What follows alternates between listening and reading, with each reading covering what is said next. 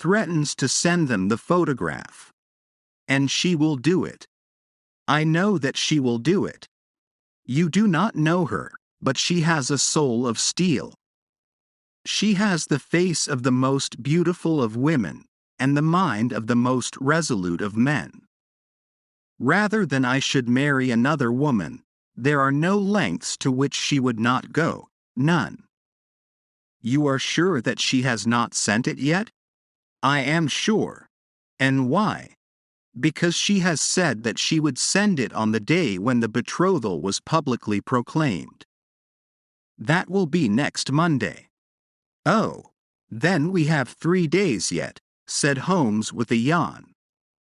That is very fortunate, as I have 1 or 2 matters of importance to look into just at present. Your Majesty will, of course, stay in London for the present? Certainly. You will find me at the Langham under the name of the Count von Cram. Then I shall drop you a line to let you know how we progress. Pray do so. I shall be all anxiety. Then, as to money? You have carte blanche. Absolutely? I tell you that I would give one of the provinces of my kingdom to have that photograph. And for present expenses? The king took a heavy chamois leather bag from under his cloak and laid it on the table. There are 300 pounds in gold and 700 in notes, he said.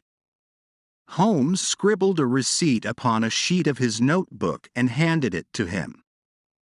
And Mademoiselle's address? He asked. Is Bryony Lodge, Serpentine Avenue, St. John's Wood. Holmes took a note of it. One other question, said he. Was the photograph a cabinet? It was. Then, good night, Your Majesty, and I trust that we shall soon have some good news for you. And good night, Watson, he added, as the wheels of the royal brougham rolled down the street. If you will be good enough to call tomorrow afternoon at 3 o'clock, I should like to chat this little matter over with you.